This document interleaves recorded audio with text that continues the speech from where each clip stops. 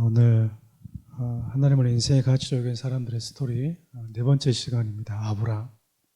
다음 주에도 아브람에 대해서 함께 또 살펴볼 텐데 두 시간에 거쳐서 아브람에 대해서 살펴볼 예정입니다. 오늘은 아브람이 삶의 삶 속에서 선택이라는 주제를 가지고 함께 나눌 예정이고요. 다음 주에는 아브람의 장막이라는 내용을 가지고 하나님의 마음을 공유했던 아브라함에 대해서 살펴볼 예정입니다. 오늘 본문 내용을 좀 함께 읽어볼까요? 창세기 13장 14절에서 17절입니다. 함께 읽겠습니다. 롯이 아브라함을 떠난 후에 여호와께서 아브라함에게 이르시되 너는 눈을 들어 너 있는 곳에서 북쪽과 남쪽 그리고 동쪽과 서쪽을 바라보라. 보이는 땅을 내가 너와 내 자손에게 주리니 영원히 이르리라.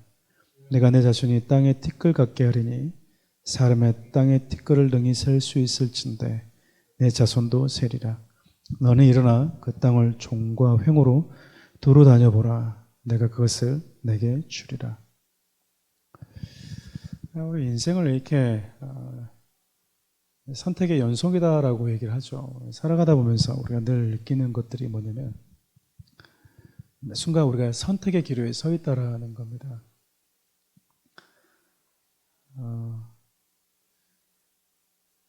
우리가 공부해서 어느 대학을 갈지부터 시작해서 어디로 이사를 갈지, 또 작게는 늘 점심 때마다 우리가 고민하는 거지만 뭘 먹어야 될지, 똑같은 거 먹으니까 맨날 오늘은 뭘 먹을까, 또 어떤 식당을 갈까, 또 어떤 제품을 살까. 사람들이 매 순간 크고 작은 이 선택들을 하면서 살아갑니다. 그 선택을 할 때 사람들은 고민을 하죠.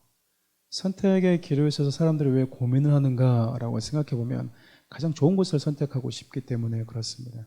그리고 내가 한 선택에 대해서는 책임을 져야 되기 때문에 그렇죠. 오늘 우리가 읽었던 내용들을 보면 그리스도인들이 무언가를 선택할 때 무엇을 선택해야 될 때 그 기로에 서 있을 때 어떤 선택을 하는 것이 가장 그리스도인다운 선택인지 아주 잘 오늘 본문이 우리에게 알려주고 있다고 생각을 합니다. 오늘 본문을 좀 간략하게 좀 설명을 하면 아브라함이 본토 친척 아버지 집을 떠났을 때 그때 조카 롯을 데리고 옵니다. 이유는 조카 롯의 아버지가 일찍 죽었기 때문에 그랬어요. 어떻게 보면 삼촌이 걷어준 거죠. 그렇게 아무것도 없이 삼촌 믿고 따라오면서 삼촌 곁에 있다가 롯이 거부가 됩니다. 아브람도 거부가 되었고 롯도 거부가 되었어요. 그러니까 이 둘이 너무 이제 재산이 많다 보니까 그때 당시엔 재산이 거의 대부분 이제 이 가축이었기 때문에 가축들이 너무 많으니까 삼촌과 이 조카의 이 목자장들끼리 서로 다투는 거예요. 왜냐하면 양들을 먹일 수 있는 곳은 한정되어 있는데 양들은 점점 또 가축들은 늘어나다 보니까 크고 작은 다툼들이 불화가 일어날 수밖에 없었었죠. 그때 아브라함이 조카를 부릅니다. 우리가 자꾸 이렇게 둘이 같이 있는 게 참 좋은데 이제 너도 이제 독립을 해라 그 말이죠. 그래서 너도 이제 너 스스로 독립해서 살만한 충분한 부가 축적됐기 때문에 경제적인 부분이 넉넉하기 때문에 우리 서로 갈라서자라고 얘기를 합니다.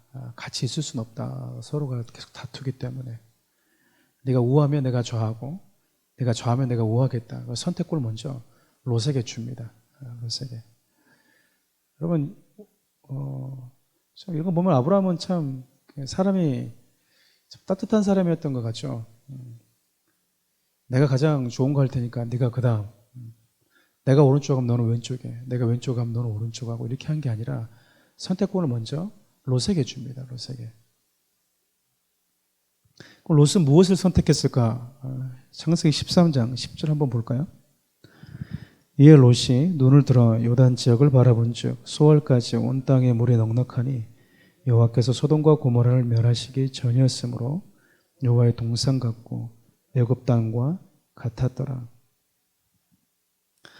롯이 눈을 들어서 요단 지역을 쭉 바라보니까 물이 넉넉한 곳, 왜냐하면 당연히 물이 넉넉한 곳이 필요할 수밖에 없어요. 지금처럼 수돗물 틀면 물을 이렇게 받아낼 수 있는 시대가 아니었기 때문에 물이 있어야만이 가축들을 계속해서 기를 수 있었기 때문에 물이 넉넉했던 이 지역은 말 그대로 노른자 땅이었습니다. 그러니까 롯이 무언가를 선택할 때 어떤 것이 가장 좋을까라고 고민하고 선택했는데 물이 넉넉한 땅, 그래서 그 땅이 소돔과 고모라였는데 이 땅을 어느 정도로 성경이 표현하냐면 여호와의 동산 같고 애굽 땅과 같았더라라고 이야기합니다. 그러니까 애굽 땅은 기름진 땅이었거든요. 그리고 거기는 나일강이라는 이 젖줄기로 인해서 물이 풍성한 곳이었습니다. 여호와의 동산 같다라고 하면 어느 정도의 풍성함을 우리에게 충분히 상상하도록 도와주잖아요. 그런데 여러분, 이 소돔과 고모라가 문제가 하나 있어요. 창세기 13장 13절 함께 읽어볼까요? 소돔 사람들은 여호와 앞에 악하며 큰 죄인이었더라. 근데 문제는 뭐냐면 소돔과 고모라라는 노른자 땅을 선택해서 간 것까지는 좋아요. 그런데 그 땅이 하나님 앞에서 어떤 땅이었는지는 생각을 안 했다라는 거예요. 그러니까 여러분, 우리가 무언가를 선택할 때 눈에 보이는 것도 중요하지만 하나님이 어떻게 보시는지 하나님의 눈도 중요하다라는 거예요. 눈을 들어서 롯이 이렇게 땅을 봤다라고 하는데 이 눈을 들었다라는 표현이 히브리적인 의미로 보면 발 뒤꿈치를 들었다라는 거예요. 이렇게 멀리 어디로 가지라고 이렇게 발 뒤꿈치 들어서 쳐다보는 걸 의미합니다. 그러니까 뭔가를 선택할 때 바라보았는데 롯이 간과한 게 무엇이냐면 내가 보기에는 좋았는데 하나님 보기에는 어떤지를 생각하지 않았다라는 거예요. 그러니까 여러분, 우리가 여기서도 충분히 뭔가를 생각해 볼 수 있죠. 무언가를 선택할 때 하나님도 보기 좋고 나도 보기 좋으면 이건 참 금상첨화죠. 근데 문제는 하나님은 좋아 보이는데 내가 안 좋아 보이거나 역으로 내가 좋아 보이는데 하나님은 안 좋아 보일 때가 있다라는 거예요. 여러분, 하나님이 우리에게 보시기에, 하나님 보시기에 안 좋아 보이는 것들, 그 특징이 방금 읽었던 창세기 13장 보면 하나님 보시기에 큰 죄인이었다, 악했다라고 얘기를 하잖아요. 하나님의 기준은 그곳에 악이 있냐, 그곳에 죄악된 문화가 있냐라는 것을 가지고 본다라는 거예요. 그럼 여러분, 그리스도인들은 무언가를 선택할 때 첫 번째 그 기준 자체가 이것이 죄인가 죄가 아닌가, 이것이 하나님 보시기에 악한가 악하지 않은가를 반드시 염두에 둬야 된다는 거예요. 적어도 우리가 사업을 시작할 때에도, 그리고 우리가 누군가 동업해서 무언가를 추진할 때에도 이것이 악한 일인가 악한 일이 아닌가, 이것이 누군가를 그럼 죄를 짓는 일인가 죄를 짓게 하지 않는 일인가를 여러분 좀 염두에 둘 필요가 있어요. 하나님은 여러분 성도들에게 창기처럼 일하라고 말하지 않잖아요. 어떻게든지 돈만 벌어와라고 말하지 않아요. 우리가 하는 일 자체가 사기치면서 돈을 번다? 하나님 그거 기뻐하지 않습니다. 가끔씩 어떤 분들은 그래요. 사기쳐서 사기치든 어떻게 하든지 간에 헌금만 많이 하면 된다고 그러는데 누가 그런 말을 하는지는 모르겠어요. 하나님이 무슨 거지입니까? 하나님이 무슨 우상 귀신도 아닌데 하나님은 그걸 기뻐하지 않습니다. 그러니까 우리가 어떤 선택하는 그 길에 섰을 때 내가 이 선택을 할 때 과연 이 선택이 하나님 보시기에 악한가 죄악된 모습인가를 우리가 늘 분별해야 되는 거야. 이게 그리스도인들이 무언가를 선택할 때 가져야 될 기준인데, 그런데 롯은 무언가를 선택할 때 이거를 갖지 않았어요. 그냥 사람들이 보기에, 그리고 내가 가지고 있는 지금 환경에서 내 눈에 보기에, 내 기준에 보기에 좋아 보인 것을 선택했다라는 겁니다. 그리스도인들이 가지고 있는 가치가 바로 이거거든요. 우리가 달라지는 게 바로 이 가치관에 대한 부분인데, 세계관이, 시각이 달라지는 거잖아요. 그러면 아브라함은 뭘 선택했을까요? 아브라함은 아무것도 선택하지 않았습니다. 아브라함은 그냥 가만히 있었을 뿐이에요. 그렇죠. 롯은 발 뒤꿈치를 들어서 쳐다봤는데 아브라함은 쳐다보지 않았습니다. 왜 그럴까요? 여러분, 우리가 읽었던 처음 본문 말씀을 보면 13장을 보면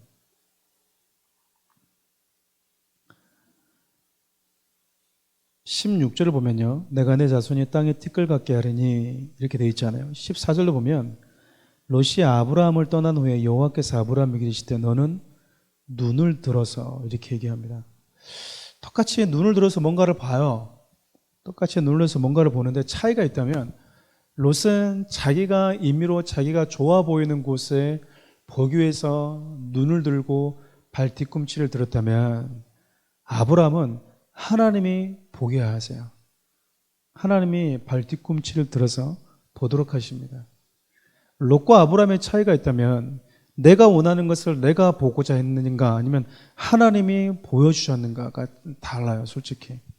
그리고 아브라함은 길 대신 하나님과 함께 있었다라는 거죠.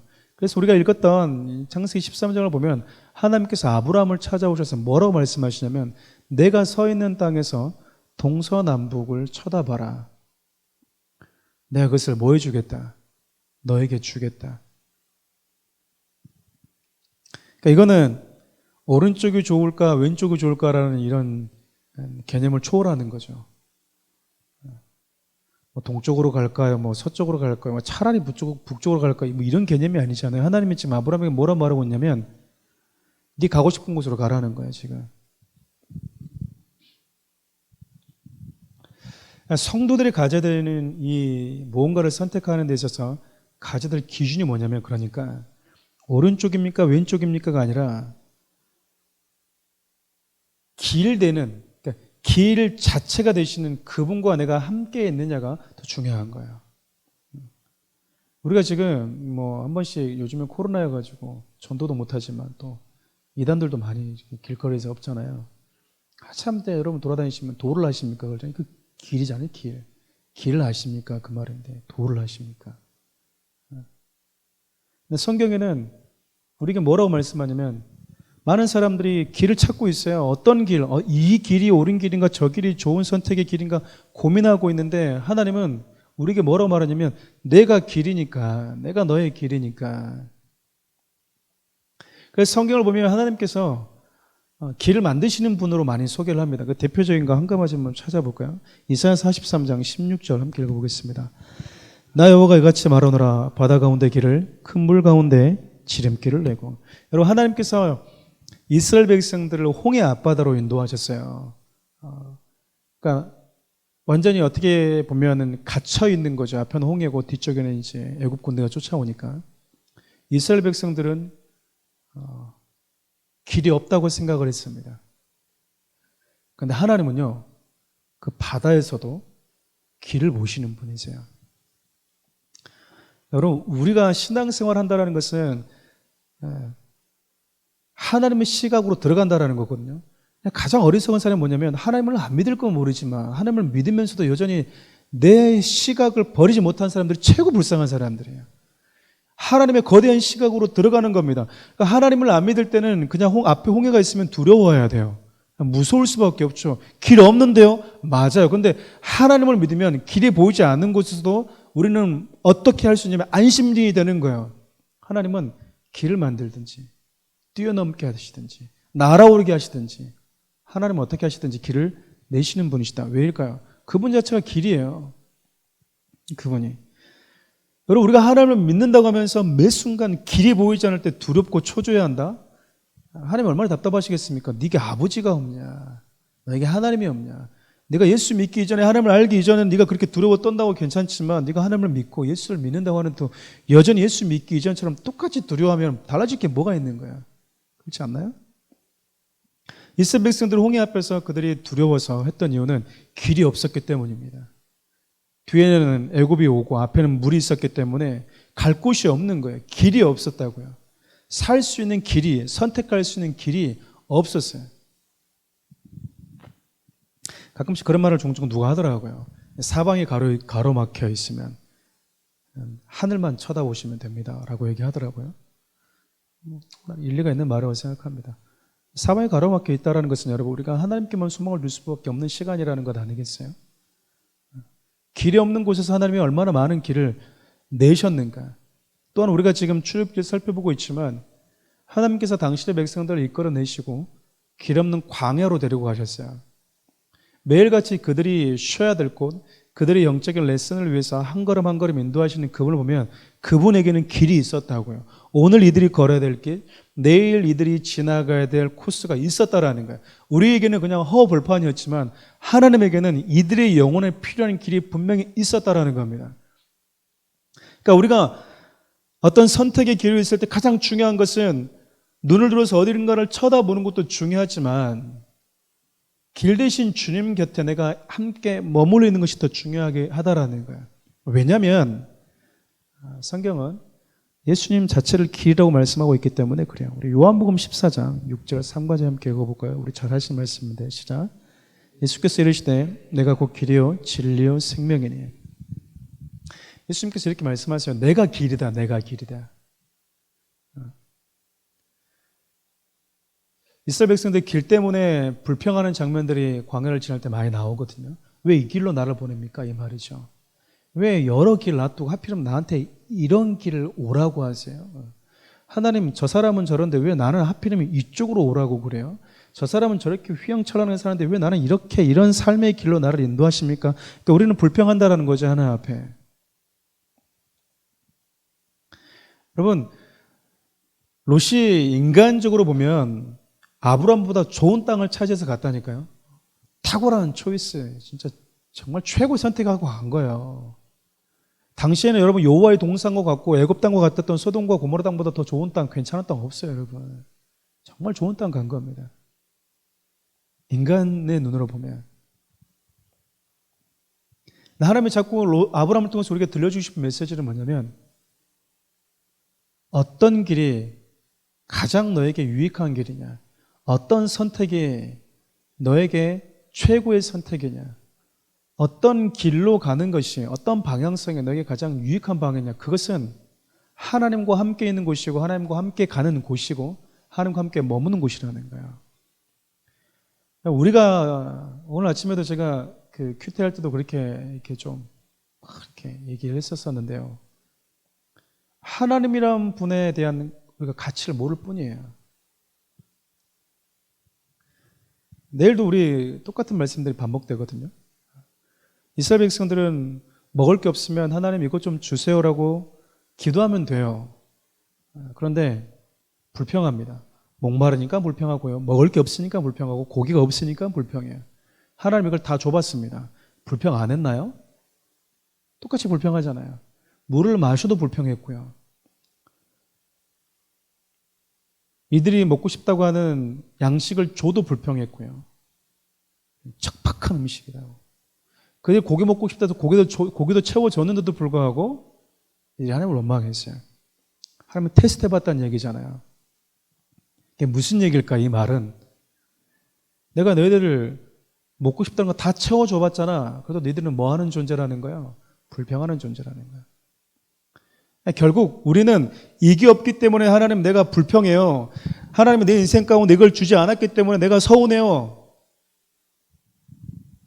이거 안 해주니까 하나님 내가 지금 시험 든 거야 라고 말하는데 하나님 그걸 줘도 우리는 시험 든다니까요. 뭘 문제라는 거죠?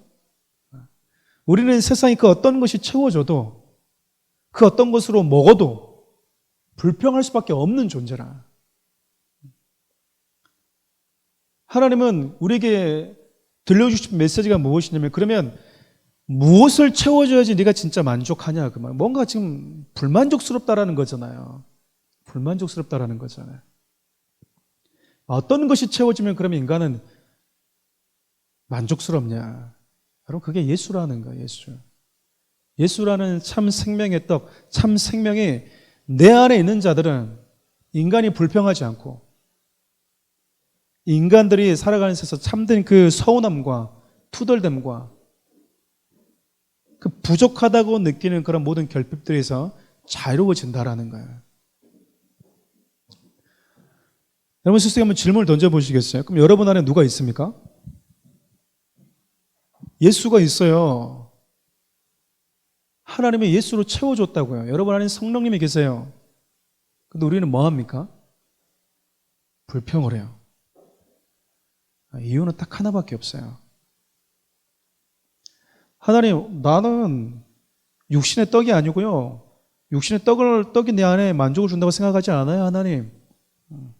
저는 주님이 있으면 만족이라고 생각해요. 그래서 목사님이 그렇게 가르쳤어요. 교회에서 그렇게 가르쳤어요. 기도하라고, 말씀을 보라고, 주님과 동행하라고 그렇게 했어요. 근데 하나님 나한테는 왜 이렇게 원망이 주어지죠? 왜 이렇게 서운하죠, 아직까지? 여러분, 내 안에는 예수의 가치를 모르는 거예요, 이거는. 100% 그래요. 이유 여하가 없어, 이거는. 내 안에 있는 예수가 얼마나 가치 있는지, 그분이 내 인생을 어디로 인도하시는지, 그분이 길이고 참 진리라는 것이 안 보여지기 때문에 그러는 거예요. 여러분, 이 시대에 살아가는 많은 교인들과 성도들이 뭐가 문제일까요? 성경을 많이 안 봐서, 괜찮은 설교를 못 들어서, 좋은 신앙의 서적을 못 읽어서? 아니요. 이미 내 안에 하나님이 이 세상의 그 어떤 곳으로도 비교할 수 없는 가장 만족스러운 걸 줬는데도 불구하고 우리가 불평하고 있다는 것은 내 영혼에 참된 만족을 주는 그 유일한 분이 어떤 분이신지 보는 눈을 못 가졌다라는 거예요. 못 가지는 거예요. 그 눈을 못 가지니까 하나님 보시기에는 악하고 하나님 보시기에는 죄악된 도시인데 나에게는 좋아 보이는 것과 똑같은 거예요, 여러분. 하나님이 나에게 주신 그 예수 그리스도가 얼마나 풍성케 하는지 우리 늘 그런 노래 하잖아요. 그 사랑 나를 얼마나 자유롭게 하고 풍성케 하는지. 그냥 노래 가사지 그게 무슨 우리 고백이에요. 그렇잖아요. 바울은 우리에게 얘기하는 거예요. 그 은혜의 풍성함과 길이와 넓이와 폭을 알아지니까 그 세상의 그 어떤 것으로 인해도 만족이 안 되는 거예요. 예수 안에서 유일한 만족, 내가 그리스도 안에서 일체 비결을 배우고 자족하고 만족할 수 있는 비결이 있었던 이유는 그 안에 있는 예수가 어떤 분이신지를 봐버렸기 때문에 그래요. 우리가 신앙생활하면서 기도될 게 바로 이 부분이라니까요. 결론 내용이 이거거든요. 시편 23편 4절을 보면 다윗이 이런 고백을 합니다. 여호와는 나의 목자시니 쭉 얘기를 하면서요. 내가 사망의 음침한 골짜기로 지나갈지라도 다닐지라도 내가 해를 두려워하지 않습니다. 왜? 주께서 나와 함께 하시기 때문에 라고 고백해요.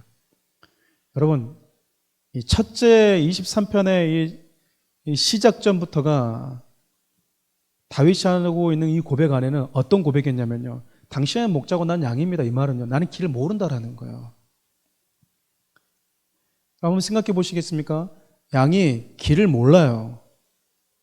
근데 양이 먹을 수 있는 풍성한 곡식이 있는 곳이 있어요. 풀밭이. 근데 거기에 목자가 없어요. 여러분 보시기에는 만족스러운 양으로 보이나요? 양이 먹을 수 있는 풀이 한가득이야. 근데 거기에 목자가 없어. 그냥 양이 혼자 거기에 있어. 여러분 보시기에는 그 양이 평온하고 안전해 보이나요? 그 곁에 목자가 없으면 그 양은 불안한 양이에요, 여러분. 불안하다고요. 내가 양입니다라는 이 고백은요. 나는 길을 모릅니다. 나는 어디에 만족과 풍성한 꼴이 있는지는 모릅니다라는 고백이 전제되어 있는 거예요. 그리고 내가 사는 길은 목자에게 딱 붙어가지고 이 목자가 가는 대로 나가 따라가는 길밖에 없다라고 다윗이 절감한 거 아니겠습니까? 이분을 따라가야 된다. 이분을 따라간다. 그래서 여러분 사망의 음침한 골짜기를 지나가는데 목자가 나와 함께 있으면 두렵지 않은 거야. 근데 우리는 사망의 음침한 터널을 지나가면 불평하죠. 원망하죠. 두려워하죠. 이유는 딱 하나예요. 나와 함께 계신 하나님이 나와 함께 없든지 함께 있는데도 두려워한다는 것은 나와 함께 하시는 그분이 나에게 어떤 분이신지를 내가 모르고 있기 때문이에요. 그럼 여러분 우리가 여호와를 알라 힘써 여호와를 알아라라고 얘기하는데 우리가 얼마나 하나님을 알고 있는가? 그분이 내 인생 가운데 얼마나 가치 있고 부유하고 내 삶을 가장 아름답고 가치 있게 만드시는 분이신지 우리가 보는 눈이 평생 예수를 믿어도 가지지 못하고 죽고 있기 때문인 거예요. 사랑하는 우리 교회 성도님들이 그렇게 신앙생활 하지 않았으면 좋겠어요. 여러분 안에 예수가 없다고 그러면 불평하셔도 괜찮아요. 충분히 이해가 돼요. 여러분 안에 예수가 없으면 길로 인해서 투덜대도 괜찮습니다. 여러분 안에 예수가 있다면 그 예수가 내 인생 가운데 가장 가치가 있다는 것이 여러분이 믿어진다면 우리 여러분 그 주위에 있는 거 가지고 불평하면 안 돼요. 이스라엘 백성들에게 똑같이 하나님이 시험하셨듯이 우리에게 똑같이 시험하세요. 먹을 거 줘볼까? 그래 너희들 먹고 싶은 거 다 채워줘 볼게. 불평하잖아요. 하나님 우리에게 보신다고요. 네 안에 예수가 있어? 근데 불만스러운 상황이야. 내가 지금 불평하고 있네? 내 안에 있는 예수가 네 인생 가운데 최고의 가치라는 걸 네가 지금 가치라고 말하는 그 고백이 거짓이라고 증명되는 시간이야. 그 시간이. 신앙의 점검은요 냉정하고요. 신앙의 점검은 아주 간단합니다. 우리가 자꾸 내 자신에 대한 평가를 자꾸 팔이 안으로 굽듯이 후한 점수를 주려고 하니까 그러지. 두 번째가 그거예요. 룻기 1장 16절 17절을 보면 룻이 뭐라고 얘기를 하냐면 이렇게 얘기를 해요. 내가 아버지 어머니 하나님이 내 하나님이 되고 어머니가 가신 곳에 나도 가고 어머니 머무는 곳에 나도 머물겠습니다. 최고의 선택은요 무엇을 하고 어디로 가는 게 아니에요. 여러분 그분이 계신 곳에 함께 머무는 겁니다. 우리는 자꾸 하나님을 믿으면서도 뭔가를 하려고 합니다. 하나님과 같이 있으십시오. 하나님과 함께 머무는 거예요. 그럼 여러분은 가장 좋은 길 위에 서 있는 겁니다. 여러분이 주님과 함께 있다는 것은 여러분 가장 좋은 선택을 하고 있다는 거예요. 우리 이제 성경을 보잖아요. 성경 통독하면서 안 보였던 것들이 이렇게 좀 많이 다시 보이고 또 그 전에 봐왔던 것들이 다시 이렇게 새롭게 다가오는 것들이 몇 가지가 있더라고요. 솔로몬이 이런 얘기를 하죠. 꿈속에서 그가 1,000번을 드린 이후에 꿈속에서 하나님이 나타나서 내가 뭘 줄까? 그가 지혜를 구하는데 특별히 열왕기 상에는요 어떻게 표현되냐면 누가 이 많은 백성을 재판할 수 있겠습니까? 저에게 지혜로 마음을 주십시오. 그래서 선악을 분별할 수 있게 해주십시오라고 얘기해요. 여기서 많이 들어본 말이죠. 인간이 범죄하면서 선악의 주체가 되려고 했었잖아요. 그런데 솔로몬이 무슨 기도를 하냐면 선과 악에 대한 기준을 나는 모릅니다. 당신이 그 기준이 되어 주십시오라고 하는 거야. 여러분 우리는 앞날을 모릅니다. 오늘 이스라엘 백성들이 함께 주님이 구름 기둥이 멈추고 불 기둥이 멈춰서 여기 텐트 쳐라고 해서 텐트 쳤지만 내일 어디로 갈지 우리는 아무도 몰라요. 여러분 내일 어떤 일이 벌어질지 여러분이 아십니까? 내일 뭐 우리 자녀들에게 내 남편 내 자녀들에게 무슨 일이 벌어질지 여러분들 다 아시나요? 우리는 몰라요. 모른다고요. 가장 길을 잘 가는 사람은요 길 대신 주님 곁에 머물러 있고 그분과 같이 동행하는 자입니다. 그리고 여러분 그 길을 동행하면서 나를 인도하시는 그분은 우리에게 얘기하죠. 내가 길이야, 내가 진리야, 내가 생명이야 라고 얘기하잖아요. 생명이라고 말하는데도 음침한 골짜기, 사망의 음침한 골짜기 지나가니까 두려워가 있다는 것은요. 이 생명이라고 하는 분이 이 죽음보다도 강하다고 생각하지가 안 들기 때문에 그래요.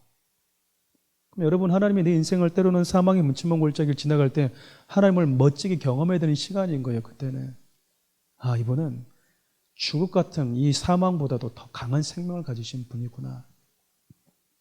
그렇게 해서 하나님 우리를 경험시켜 주기를 원한다고요. 내 안에 있는 예수가 얼마나 가치 있는 분이신지를 경험시켜 주고 싶어 하세요. 이게 없어도 이 길이 아니어도 그분과 함께하면 그것이 가장 가치 있다라는 거. 길 없는 곳에서 길을 내시는 분을 통해서 네가 진짜 어디로 가야 되는지 목적지가 어디인지 누구와 함께 가야 되는지 하나님 멋지게 보여주시잖아요. 홍해를 열어버리시면서. 근데도 우리는 뭐 하죠? 길 어디로 가야 되냐고 자꾸 물어요. 길. 사랑하는 우리 성도님들, 아브라함의 인생을 통해서 하나님 우리에게 들려주신 첫 번째 메시지라고 생각합니다. 어떤 걸 선택할지 그 기준에 있어서 내가 눈을 들어서 내 눈과 세상적인 기준을 바라보는 것, 그거보다 더 중요한 게 내가 주님과 함께 머물고 주님과 함께 동행하고 길 대신 주님과 함께 가면서 우리가 그분을 자주 경험해야 돼요. 경험하면서 알아야 됩니다. 한 번의 경험으로 끝나면 안 돼요. 어떤 분이 그런 얘기를 하잖아요. 이스라엘 백성들이 수많은 하나님의 역사를 경험했음에도 불구하고 그 경험이 믿음화되지 않았어요. 어린 시절에 보면 이 불치병에 걸렸던 뭐 다리가 뭐 이렇게 찢어지고 다치고 뭐 팔이 막 다쳤던 분들, 교담에서 회복된 분들이 있었거든요. 주님이 고쳐주시면 내가 주를 위해서 살겠습니다. 고쳐주니까 다시 도박으로 가더라는 거예요. 고침받고 나니까 이거 진짜 하나님이 고쳐준 건가 이게? 그냥 시간 돼서 지난 게 아니, 고쳐진 게 아닌가? 이러고 그냥 하나님을 떠나더라는 거야. 작은 것 하나만 경험해도 하나님이 어떤 분이신지를 캐치하는 영적인 센스가 있는 성도가 있는가 하면 홍해물을 갈라주는 그 경험을 줘도 하나님의 길을 내시는 분이라는 것을 모르고 살아가는 인생이 될 수도 있다라는 거야. 여러분, 사랑하는 우리 교회는 이런 식으로 이렇게 신앙생활 하면 안 됩니다. 우리는 여러분 안에 있는 예수라는 분이 길이구나, 내 삶의 길을 만드시는 분이시구나, 그분 자체가 길이구나, 그분이 내가 추구할 유일한 기준이고 진리이자 그분이 내가 처해 있는 그 어떤 것보다도 풍성한 생명 되시는 분이구나라는 것을 여러분들이 믿음을 가질 수 있게 바라요. 롯과 달리 룻은요, 한 게 아무것도 없어요. 그냥 머물러 있었던 것 뿐이에요. 하나의 복이 나에게 흘러왔다고요. 그가 거창하게 뭔가 선택한 게 아니었었고요. 그냥 주님의 머무시는 곳에 그냥 저는 머물러 있을래요 그랬는데 예수의 조상이 되잖아요. 예수의 족보에 기록되는 여인이 됐다고요. 다윗이 한 게 아무것도 없어요. 그가 선택한 게 없습니다. 그냥 주님의 선택이었어요. 그 인생 가운데 주님과 함께 동행했을 뿐이에요. 근데 그분이 나를 가장 좋은 곳, 가장 아름다운 곳으로 인도하더라 그 말이에요. 한번 기도할까요?